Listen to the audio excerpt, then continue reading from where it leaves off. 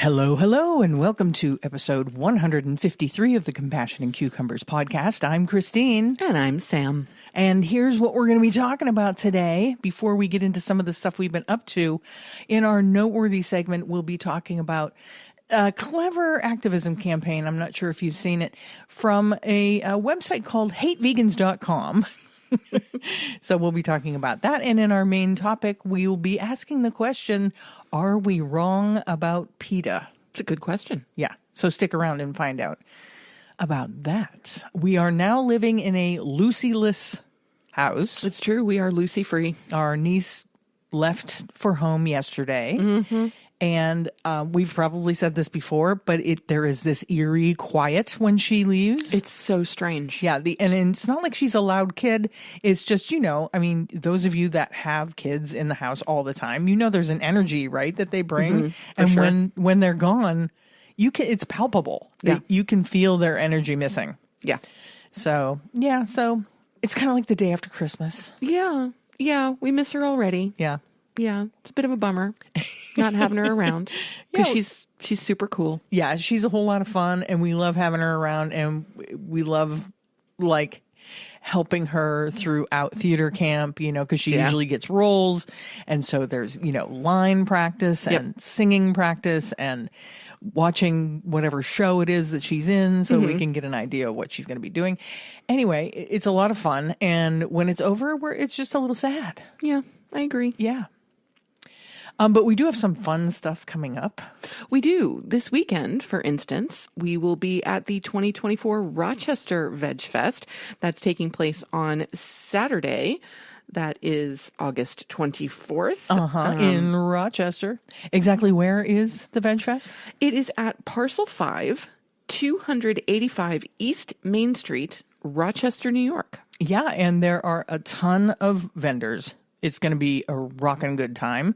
So if you're anywhere near the Rochester area, come on by. We're at booth 28, just opposite all of the food vendors. So come over and say hi.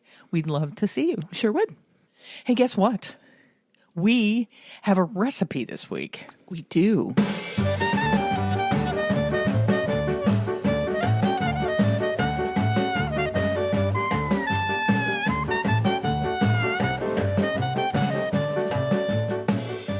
Thanks to listener Crystal Allen, we made her vegan egg roll recipe, which I discovered earlier today I stole from her.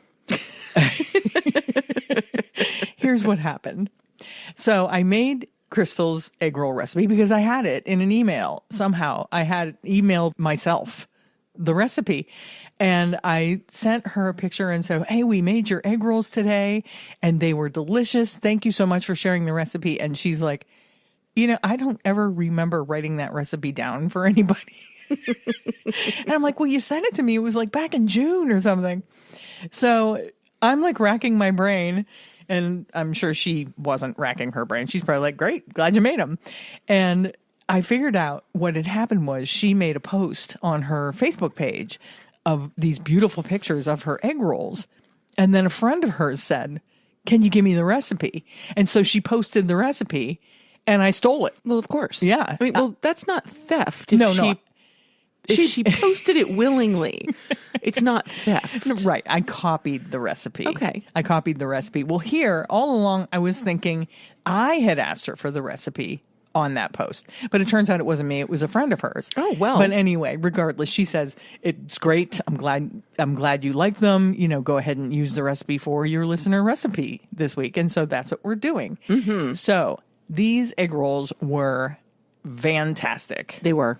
Yes. They were really, really wonderful. It's been forever since I've made honest to goodness egg rolls. I'm talking since my 20s. Mm-hmm.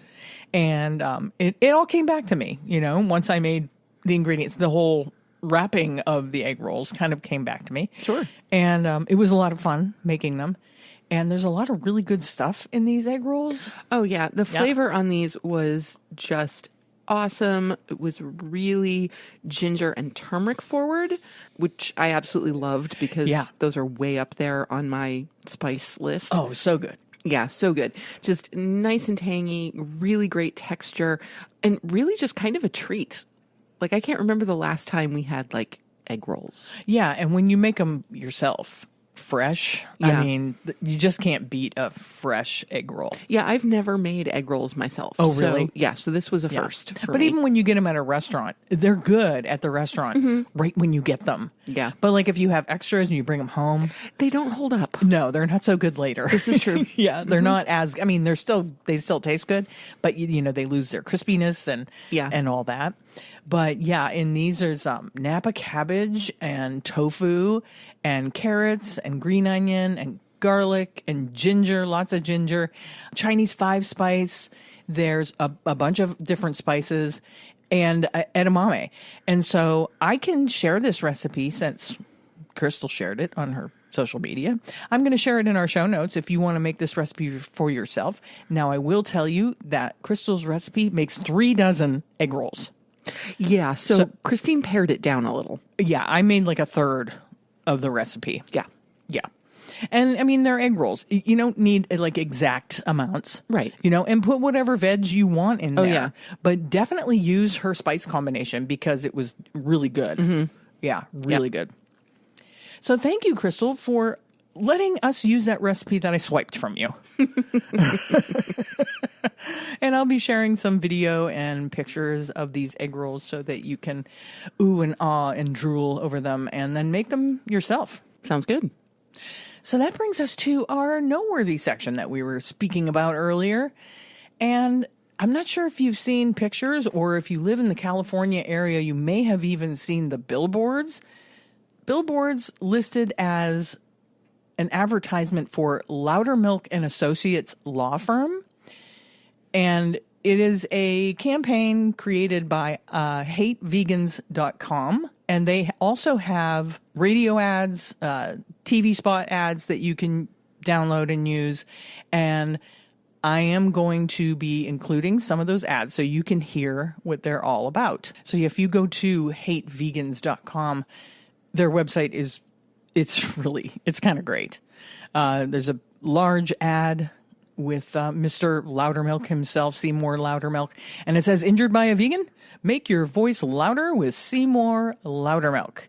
And then they have a number of different ads that you can watch or listen to. This is their radio spot. Coffee with milk, please. We only have plant milk. Is that okay? Stop! It's not okay. And if something like this has happened to you, you need to call me, Seymour Loudermilk, right now. If you've had your feelings hurt by a vegan, you could be entitled to compensation. Oat milk, soy milk, almond milk? No thanks. I'll have louder milk, and I'll see you in court. Get more with Seymour. Call 866-HATE-VEGANS. HateVegans.com. So that's their short radio spot. And I thought people said that you could call this number. Is this something we should do? I think we should. Let's call it. Okay. And that number is 1-866-HATEVEGANS. Thank you for calling Loudermilk Associates. If you've been physically injured by a vegan, press 1. If you've been emotionally injured by a vegan, press 2. If you've been exposed to distressing ideas by a vegan, press 3. If you've been existentially threatened by a vegan, press 4. If you want to know why vegans are so vocal, press 5. If you'd be happier listening to a light bossa nova, press 6. If you like pressing the number 7, press 8. To leave a message in our general mailbox, press 7. Get more with Seymour. Welcome to the voicemail. Tell us what that nasty vegan did to you. And if we can help, we'll be in touch. So there you go. And I think you can press all the prompts. I don't know what they all do, but if you want to have a little fun, call 1-866-HATE-VEGANS and find out what it's all about. Seriously. Their website is also really entertaining. So about the middle of their website, they list some Seymour successes. And they say, at Loudermilk and Associates, we don't just fight vegans. We fight for justice, dignity, and the right to ignore any facts that make you uncomfortable. And these ads and some of the billboards, they're not, they don't beat around the bush. No, not at all. A lot of the ads, they do show what happens to animals in a farming situation, what happens to animals in a slaughterhouse situation. So, I guess I just wanted to ask the question, do we think this kind of advocacy is effective? Yeah. I actually find this really effective. I mean, I'm looking at this and I'm like, okay, I actually want to dig deeper into this because this is fun. Yeah, we do. But do you think non-vegans, maybe seeing that billboard and calling that number, do you think they're just going to find it funny and then write it off? Or do you think that they might learn something and, I don't know, consider things? I don't know. It's going to depend on the person. Yeah. You know, I mean, there are going to be some people, vegan and non-vegan, who are going to look at this or call the number and listen to what's behind the prompts and find it really funny and acknowledge it as really creative satire, because that's exactly what it is. And I think it's pretty fantastic. Yeah. There are others who will just roll their eyes. There will be others who will be offended by it, feeling like it's making fun of omnivores. Right. So I don't know that I can say that I think there will be a specific response, because I think the responses are going to be as varied as the humans who are responding are varied. Yeah. But I do think it's really clever. I'm reading another part of the website right now, and it says, you've seen the evidence. Plant-based kale weaponizing fanatics are vomiting disapproving bile all over the once great city of Los Angeles. They're taking away your protein. They're polluting your milk aisles. They're poisoning your children's minds with disgusting talk about not killing animals for pleasure. And worst of all, they seem like they're doing fine. Yeah, they have another section on the website that has testimonials of clients that they have, you know, of course, fake clients that they have helped. Apparently, they got this one client $400,000 for emotional pea protein damages. And then there's little stories that go along with it. Selma was minding her own business at a family barbecue when her niece offered her a bite of what she assumed was a hamburger. To her horror, it contained not a wholesome mass of a minimum of 1,000 cows, but coagulated pea protein, and she only found out afterwards. Seymour and his team successfully sued Salma's 21-year-old niece for $400,000 for emotional distress by eating plants that bled beet juice and not aggregated bovine mince. Her niece will be paying it off for years. Maybe now she'll stop buying all that avocado toast. I like this one. This is a $5.8 million judgment for vegan medical advice. And we've got advice in air quotes. Seymour fought medical science for Kenneth, and he'll fight it all day long for you. Our client faced discrimination and emotional turmoil at the hands of a so-called expert vegan physician. In addition to providing medical advice, the know-it-all doctor resorted to patronizing and judgmental behavior, suggesting a plant-based diet is a powerful tool for preventing, managing, and even reversing type 2 diabetes. That's when our fearless legal warriors stepped in. We fought facts and healthy alternatives to Big Pharma, securing a monumental $5.8 million compensation for our clients' psychological suffering. So this is a lot of fun for us, but I wonder how many non-vegans are going, A, even find this, you know, or B, be influenced by it in any way. Well, the thing is, I have a feeling that if people see hatevegans.com, people who hate vegans will want to go there. Well, I'm pretty sure that's the plan. Yes. Right? Yeah. I don't like vegans. I'm calling 1-866-HATE-VEGANS and find out what this is all about. That's right. Or I'm going to go to the website. Right. Hatevegans.com. Yeah. So I think that's a really great hook, actually. Yeah. We all know that there are some people who find the idea of veganism to be incredibly polarizing, that they not only hate the idea of not consuming animal products, but they hate the people who don't consume animal products. Yeah, a lot of people, I think, take it really personally, you know, as like a personal affront to their way of life. Right. Absolutely. And so I have a feeling that at least some of those people, now granted, is this centered largely in the Los Angeles area? Yeah, the billboards and stuff are centered in the Los Angeles area. Okay. Yes. So, and I think maybe that's a good starting place for it because LA is a very vegan forward city. Yeah.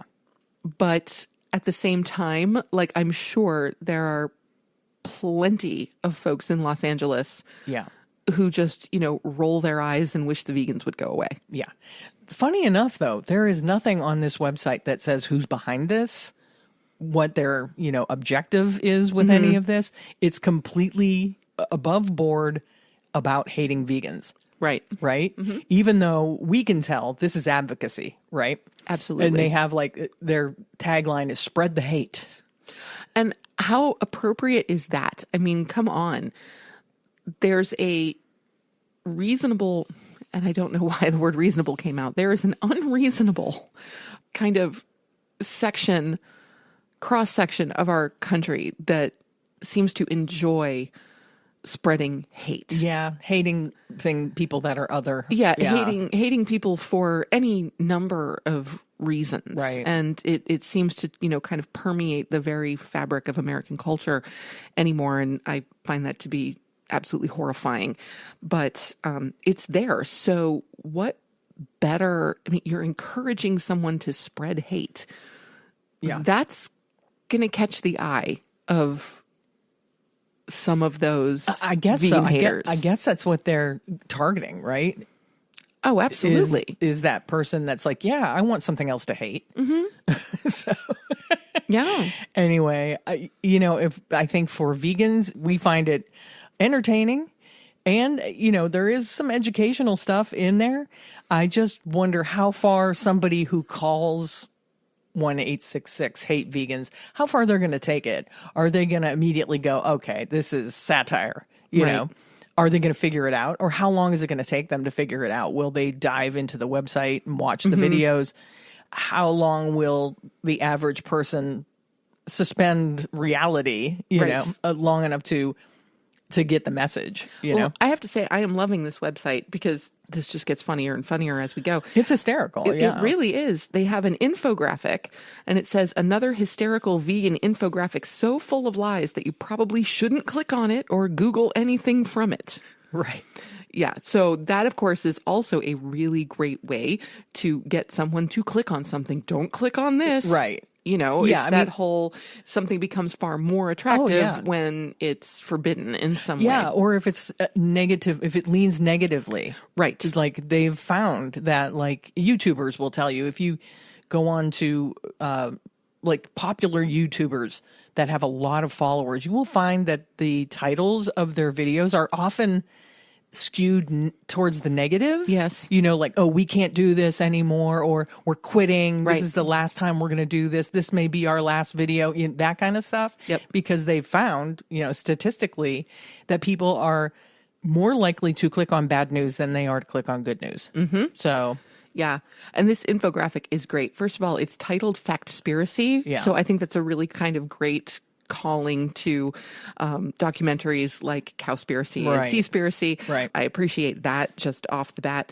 But that, again, is something that someone who is anti-vegan just might not be aware of. Right. In one section of the website, there's a thing on the top that says that we help you fight facts. Right. Yeah. Right. Exactly. Not believe them, fight them. Yeah. But the infographic itself is really awesome. And at the bottom it says, these are the connections that big animal agriculture does not want you to Google.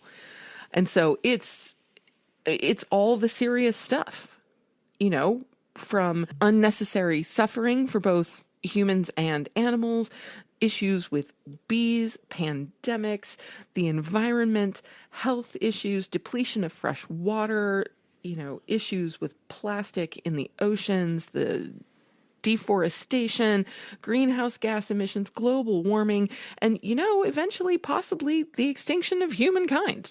Yeah. So behind all the satire, there is some real information. There is. Yeah. And it's great. Yeah. Yeah. And there's another one down here that says definitely don't click. It doesn't tell me what it is, but it says definitely don't click. So I'm going to.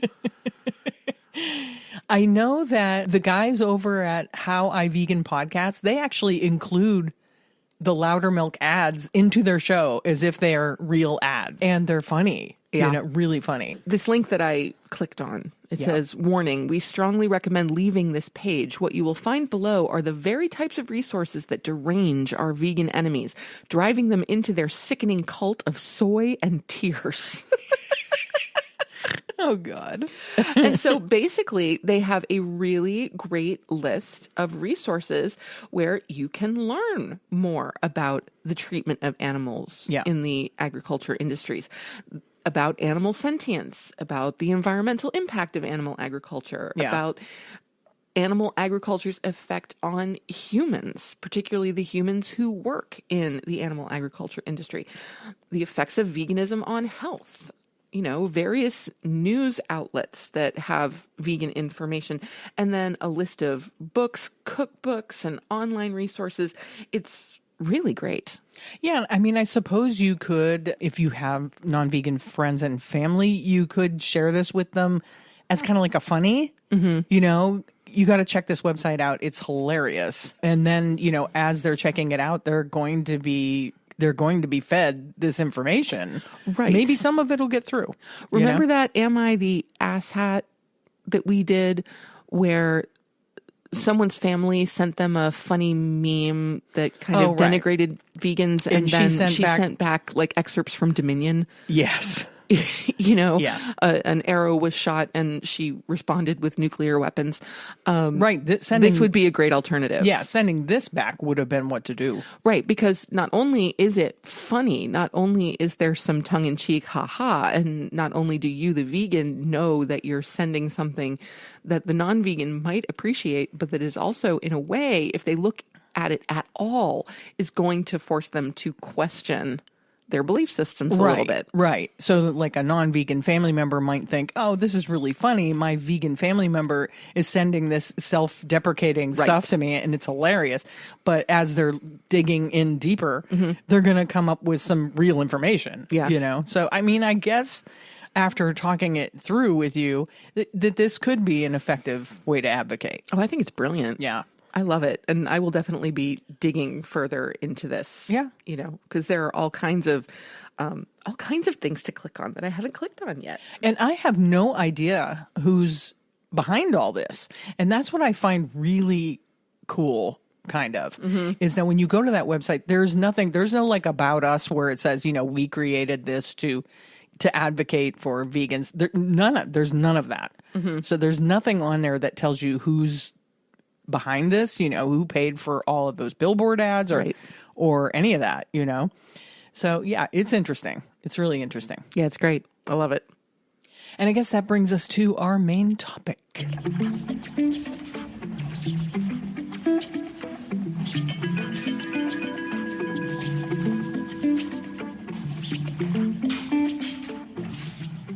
This week, our main topic is coming from an article published by Vox magazine, and the title simply states, "You're wrong about PETA." PETA can be kind of a polarizing organization. It can. Even among vegans. Yep. Because of some of the ways that they advocate. Not everybody agrees with the way they advocate. So this Vox article I found really, really interesting. The nonprofit is a punchline. It's also forced the world to face factory farming, animal cruelty, and our own hypocrisy. Jeremy Beckham remembers the announcement coming over his middle school's PA system in the winter of 1999. Everyone was to stay in their classrooms because there was an intrusion on campus. A day after the brief lockdown was lifted at Eisenhower Junior High School just outside Salt Lake City, the rumors were swirling. Supposedly, someone from People for the Ethical Treatment of Animals, PETA, had, like a pirate claiming a captured ship, climbed the school flagpole and cut down the McDonald's flag that had been flying there just under Old Glory. The animal rights group was indeed protesting across the street from the public school over its acceptance of a sponsorship from a fast food giant, perhaps more responsible than any other for getting generations of Americans hooked on cheap factory-farmed meat. According to court documents, 2 people had unsuccessfully tried to take down the flag, though it's unclear whether they were affiliated with PETA. The police later intervened to stop PETA's protest, which led to a years-long legal battle over the activists' First Amendment rights. I thought they were psychos with machetes who came to my school and didn't want people to eat meat, Beckham told me with a laugh. But it planted a seed. In high school, when he became curious about animal mistreatment, he checked PETA's website. He learned about factory farming, ordered a copy of Animal Liberation, the animal rights classic by philosopher Peter Singer, and went vegan. Later, he got a job at PETA and helped organize the Salt Lake City Veg Fest, a popular vegan food and education festival. Now a law student, Beckham has his critiques of the group, as do many across the animal rights movement. But he credits it with inspiring his work to make the world less hellish for animals.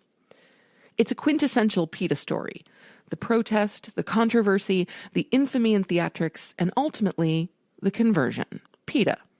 You've heard of it, and chances are you have an opinion about it. Nearly 45 years after its founding, the organization has a complicated but undeniable legacy. Known for its ostentatious protests, the group is almost single-handedly responsible for making animal rights part of the national conversation. The scale of animal exploitation in the United States is staggering. Over 10 billion land animals are slaughtered for food every year, and it's estimated that over 100 million are killed in experiments. Abuse of animals is rampant in the fashion industry, in pet breeding and ownership, and in zoos. Most of this happens out of sight and out of mind, often without public knowledge or consent. PETA has fought for over 4 decades to put a spotlight on these atrocities and trained generations of animal activists now active throughout the country.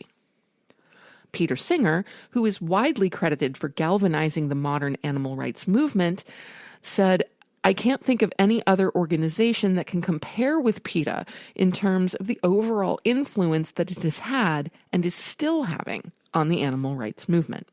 Its controversial tactics are not above critique, but the key to PETA's success has been its very refusal to be well-behaved, forcing us to look at what we might rather ignore, humanity's mass exploitation of the animal world." And I agree with that completely. Right. And I think kind of what it boils down to is, regardless of whether you agree with all of PETA's tactics, they are responsible for bringing animal rights to the forefront at the beginning of their journey in animal rights, right? Yeah. I mean, the ALF, these organizations, while you might not agree with their tactics, are responsible for getting animal rights into the news, into the forefront. Yeah. On national television. Yeah, people like Pamela Anderson, who are big voices for PETA. Right. And she's on talk shows and, whatever, reality TV, wherever you find her. You might not agree with everything they do, but you can't deny that they are, a loud voice in the animal rights movement. Yes. And it's really PETA's combination of radicalism and professionalism that helps animal rights to go big.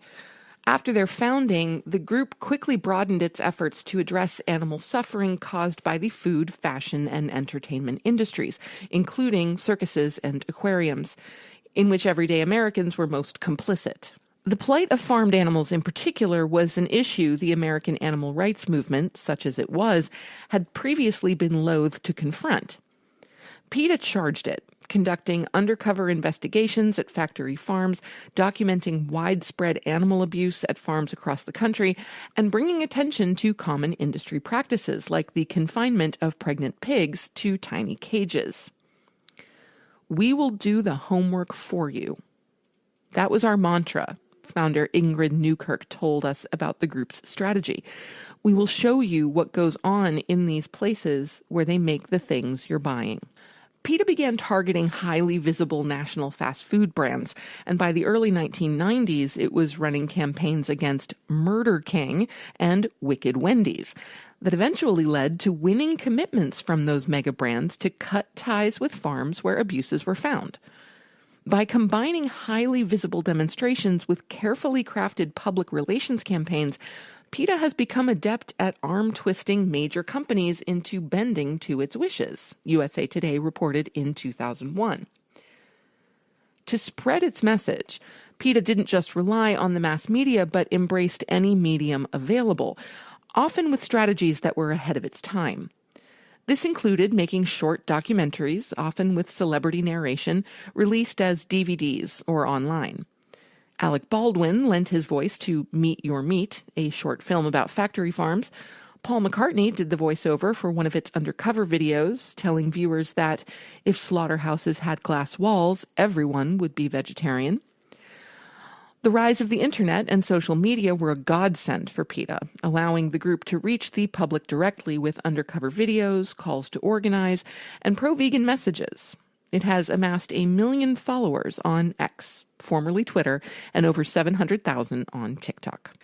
At a time when even vegetarianism was still viewed askance, PETA was the first large NGO to vocally champion veganism, creating widely shared pamphlets full of recipes and plant-based nutritional information. It gave out free veggie dogs at the National Mall. The musician Morrissey, who had titled a Smiths album Meat is Murder, had PETA booths at his concerts. Hardcore punk bands like Earth Crisis passed out pro-vegan PETA flyers at their shows. Go Earth Crisis. And go Morrissey. The animal experimentation and animal agriculture industries are deep-pocketed and deeply entrenched. In taking them on, PETA picked uphill, long-term fights. But bringing the same tactics against weaker opponents has brought quicker results, shifting norms on once ubiquitous uses of animals, from fur to animal testing in cosmetics, with megacorporations like Unilever touting PETA's approval of their animal-friendly credentials. The group has helped end animal use at circuses, including at Ringling Brothers, which relaunched in 2022 with only human performers, and says it has shut down most wild big cat cub petting zoos in the U.S. Its many-faceted approach has drawn attention to the sheer breadth of ways that humans harm animals for profit outside the public eye, like in its campaigns against the use of animals in gruesome car crash tests. As it started doing with the Silver Spring monkeys in 1981, PETA is adept at using its investigations and protests to force authorities to enforce animal welfare laws that are otherwise often flouted. Perhaps its biggest recent victory was against Envigo, a Virginia-based breeder of beagles used in toxicology experiments. A PETA investigator found a litany of violations of the Animal Welfare Act and brought them to the Department of Agriculture, which in turn brought them to the Department of Justice. Envigo pleaded guilty to extensive violations of the law, resulting in a $35 million fine, the largest ever in an animal welfare case, and a ban on the company's ability to breed dogs. The investigation spurred lawmakers in Virginia to pass stricter animal welfare legislation for animal breeding. PETA has also become, out of necessity, a force for defending the democratic right to protest. When the industries intimidated by PETA and other animal rights groups doing undercover investigations pushed so-called ag-gag laws to prevent whistleblowing on factory farms, the group joined a coalition including the American Civil Liberties Union to challenge them in court, winning several state-level First Amendment victories for animal rights activists and corporate whistleblowers. Over 40 years, PETA has grown into a major institution with a 2023 operating budget of $75 million and 500 full-time staff, including scientists, lawyers, and policy experts. It is now the de facto face of the American animal rights movement, with public opinion on the group split. Chris Green, executive director of the Animal Legal Defense Fund, told me, like Hoover for vacuums, PETA has become a proper noun, a proxy for animal protection and animal rights.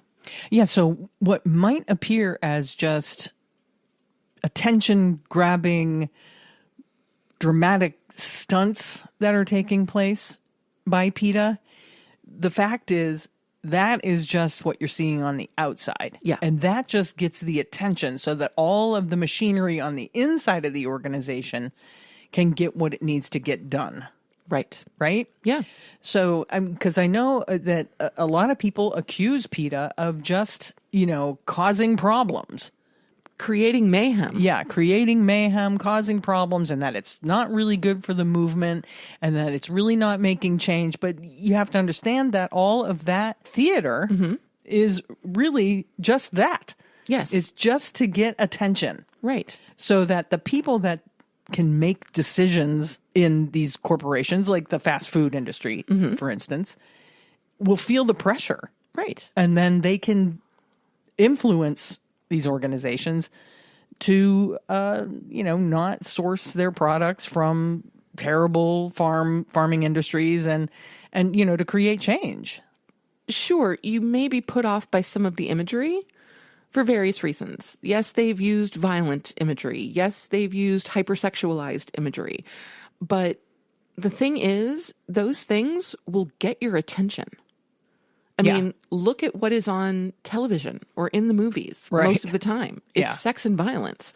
So if that's what's going to get people's attention, why not use those kinds of images? It at least gets their foot in the door. It's a proven tactic. It is. Yeah. And certainly PETA is probably the only animal rights organization that is essentially a household name.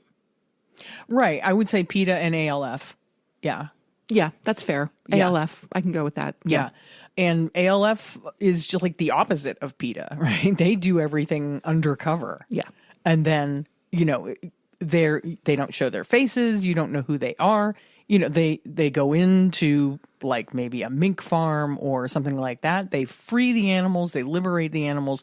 They get out. And then you hear about it, weeks later. Yeah. They don't make a fuss about it before it happens. So it's like the complete polar opposite of what PETA does. So, yeah, absolutely. And what they're really doing is just very graphically illustrating the world that we live in. Right. In ways that we perhaps don't see all the time. Yeah. And so if you're trying to make sense of PETA, start not with the group, but with the crisis it is trying to address. Humans mete out violence against animals on an almost unimaginable scale. It is a violence that is ubiquitous and normalized, carried out by individuals, organizations, companies, and governments, often entirely legally. Not only have few people attempted to tackle this violence seriously, most don't even recognize it as violence. How do you challenge this status quo when most people would rather tune out your arguments? PETA, an imperfect but necessary messenger, offered one answer, as best as it could. Today, more animals are bred and killed in horrendous conditions than at any other point in human existence. Over more than 40 years, PETA has not achieved its goal of ending speciesism. But it has, nonetheless and against the odds, forever altered the debate around animal use. In the U.S., animals are, for the most part, out of circuses. Fur is considered taboo by many. Animal testing is divisive, with half of Americans opposed to the practice. Meat eating has become the subject of spirited public debate. Perhaps more importantly, there are now many more groups committed to animal welfare. There is more donor money. More politicians are speaking out about factory farming. Progress in any social movement is slow, incremental, and bumpy. But PETA has provided a blueprint. It started with a strong and non-negotiable ethical and political goal and realized it could have the most impact over the long term through professionalization and developing a wide supporter network. It was unafraid of controversy and confrontation, making sure people knew the name PETA. It also made missteps that harmed its reputation and that of the movement. But wherever the animal rights movement goes from here, and whatever strategies it chooses, it will need large, well-funded organizations to fight the big fights in courtrooms and in the court of public opinion. And it will need leaders like Ingrid Newkirk, whose commitment to the cause is absolute. Right. So we should support PETA, in my opinion. And I think one of the greatest things that PETA has done is help to protect our right to protest. In this world we live in right now, we need to have the right to protest what we feel is wrong. Amen. And we've had some instances where those protests were started out as peaceful protests and were escalated by insurgents, I guess is the only word I can think of, to the point where people trying to protest peacefully were thrown into violent situations. Yes. I mean, it is kind of a tale as old as time, right? I mean, it happened in the 60s. It happened during the suffragette movement. It happened, but we have to have that right to protest. Yes. You know, and we should be able to protest peacefully without a police presence, without being threatened by the police, without being threatened by government entities. It's our right. And PETA has done wonderful work in that incredible arena. Yes. You know, so if nothing else, even if you don't agree with what they've done for the animal rights movement, you cannot deny what they have done for our right to protest. I agree. You are not wrong. I don't know what your thoughts are about PETA. I know, like I said, sometimes it's polarizing. That people are like, I don't know. I don't know if PETA is really who we should be standing behind. But you also have to step back and look, maybe take a look at your shampoo bottle. Do you see the little bunny on your shampoo bottle? That's PETA. It's true. All that stuff is PETA. All of the cruelty-free in the toiletry aisle that you see, that's because PETA fought for that stuff. It's true. So we have to at least respect what PETA has done for the movement. I personally am a big fan. Yeah. I love PETA. I do too. I think they're great. I do too. But there seems to be, in some segments of the animal rights and animal liberation movement, there seems to be a segment of that movement that just thinks it's uncool to think PETA's good, you know? I've never been concerned with what was cool. So we'll include a link to the full Vox article on PETA because it's an extensive article. There's a lot more in there that you should read and find out about PETA if you're interested. So I'll include that link in the show notes. And we'll also include a link to PETA themselves. So if you're interested, if you would like to get involved, if you would like to support them, or just get more information directly from the source, you can do that too. I mean, their website is, as you can imagine, extensive. Huge.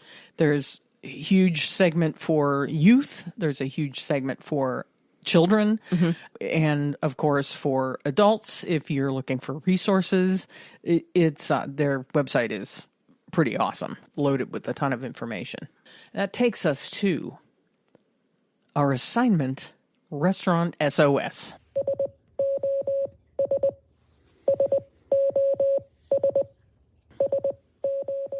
This week, we're highlighting Grandma's Kitchen.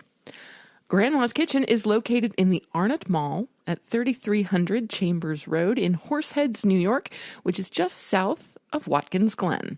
So if you're heading out to visit Farm Sanctuary, check out Grandma's Kitchen while you're in the area. They're an all-vegan cafe, bakery, and special event space. Their tagline is, "Tastes like Grandma's, only vegan." Yeah, and Grandma's Kitchen was nominated by the owners and operators of Grandma's Kitchen. They reached out to us and said, hey, can we be added to your Restaurant SOS list? And I said, absolutely. Awesome. They have gone through a pretty tragic event where earlier this year, their first location was flooded terribly. An upstairs pipe burst or something. No. Rendering the space unusable. That's how much water was in it. And so they have come back stronger and better than ever, found a space in the Arnott Mall, which I think is so cool. The space looks like it could have once been maybe a Friendly's restaurant or something. Okay. So I think that is awesome that you can go to a mall and go to a vegan restaurant. Yes. That is fantastic. It's amazing. Yeah. And their food is just like they said, it's home cooked comfort stuff, right? Yeah. So you want to take a look at their menu? I already am. And what is super cool about this is that they've got a lot of different options, but you get to turn them into combos. So like grandma's plate is your choice of entree, 2 side dishes, and a local side salad. But if you want a little bit of everything, you get your entree, 2 side dishes, a side salad, a cup of soup, a piece of focaccia, and a dessert. Like, this is crazy. And so the list of things that they have, like, I'm loving this already because, you know, buildable food. I love buildable food. Yeah. And even though this food in particular is not in and of itself buildable, the idea that I am building a plate, Building your meal. Yeah, I love that. Mm-hmm. So they've got some really kind of traditional diner type of stuff. The sides are, you know, add chips and a pickle or a cup of soup, green beans, macaroni salad, local potatoes, coleslaw, side salad, mac and cheese, all of those kinds of things. And then their entrees are cold sandwiches, or hot plates. Yeah, and you can get shepherd's pie. Come on, shepherd's pie. I want shepherd's pie. Who doesn't? Chicken salad over local mixed greens. That sounds good. Dill egg salad over local mixed greens. That sounds really good. Oh, they have the Impossible hot dogs. Yes, if you they haven't do. tried those and you wanted to, they have several different varieties of the Impossible hot dogs, from the classic to a New York dog to a Chicago dog, Coney Island dog, a West Virginia dog, which is coney sauce, house-made coleslaw, and chopped onions. That sounds good. It does. And you can get the 2 hot dog combo, which is your choice of 2 of those hot dogs, plus a choice of coleslaw or macaroni salad on the side. They've also got some entree salads. They've got a large garden salad, a chicken salad over local mixed greens, and an egg salad over local mixed greens. All of this just looks awesome. It's just good homemade food. Yeah. At really reasonable prices. Yes. And if you follow their socials, please do follow Grandma's Kitchen on Instagram and Facebook. They often post specials. They do like vegan meatloaf and just all these wonderful looking home comfort meals, you know. And I really can't wait until we can get up there and check them out. Yeah. Let's try to do that soon. Yes. Let's. Yeah, so if you're in the Watkins Glen area, do not miss Grandma's Kitchen in the Arnett Mall. It's at 3300 Chambers Road in Horseheads, New York, and it's just south of Watkins Glen. It's time for our favorite portion of the show. Must be listener shout out time. It's listener shout out. Just want to give a shout out to all my fans watching. I love you guys. I love you. This week's listener shout out goes to Christine Collins. Christine has been an animal activist for 34 years after being exposed to the realities of animal agriculture while in college. Thank you, PETA. When she wrote to us, she was on her way to attend a protest in North Rose, New York at Marshall Bioresources. Marshall is a factory farm that breeds animals for vivisection and lab testing. More than 23,000 beagles are housed in this facility at one time and transported to labs, colleges, and universities all over the nation. Other animals are also bred here, including guinea pigs, ferrets, cats, mongrels, and miniature pigs. Rise for Animals, Dog Research Exposed, Animal Rights Rochester, and PETA are sponsoring this event and campaign. Christine is also a co-founder of the Buffalo chapter of Anonymous for the Voiceless. And we had the good fortune to meet Christine at an event at Mockingbird Farm Sanctuary last year. We did. It was good to meet you, Christine, and thank you so much for listening. Thank you so much for writing into us. If you want to write into us again and send us your t-shirt size and address, I would love to send you a Compassion and Cucumbers swag bag.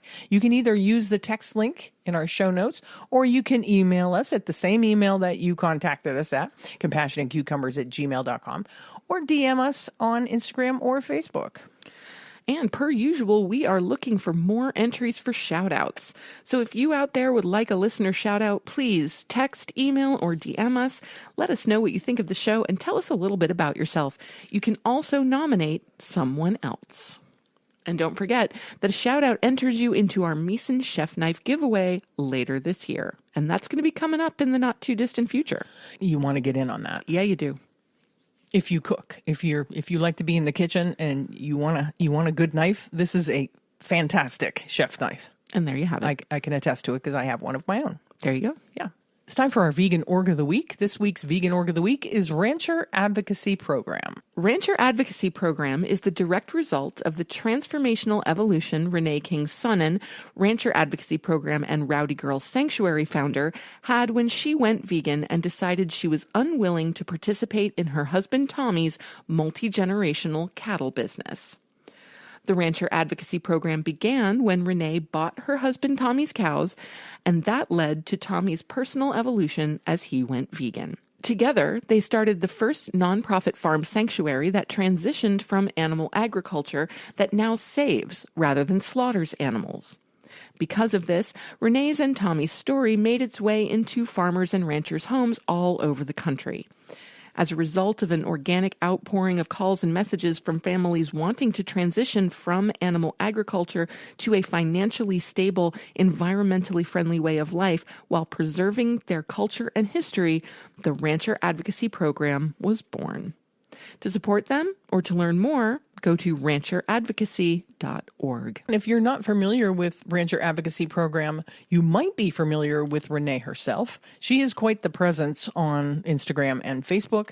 She is quite a character and very, very enthusiastic about her advocacy. Yeah. Yeah. We met her in Washington, D.C. a few years ago. The Ava Summit. Yeah. Mm-hmm. And she's a force to be reckoned with. Indeed, she is. She does really great work, as does everybody there at Rancher Advocacy. Wow, it's time to wrap this thing up. Just have a few calls to action for you. Please join the Agriculture Fairness Alliance's Vegan Voter Hub. We always include the link in our show notes, so please click that link and join the Voter Hub. Subscribe to our show on your favorite podcast app and on YouTube. Leave us a review and a rating. And don't forget that you can text us using the link at the top of our show notes. You can text us show ideas, recipes, cookbook recommendations, or just to say hey. And with that, it's time to sign off. You have just listened to episode 153 of the Compassion and Cucumbers podcast, and there's nothing left to say but where cukes and compassion are always the fashion on the podcast. Thanks, James. Have a great week, everyone. We'll talk to you next Tuesday. We love you. We do. Bye-bye. The end.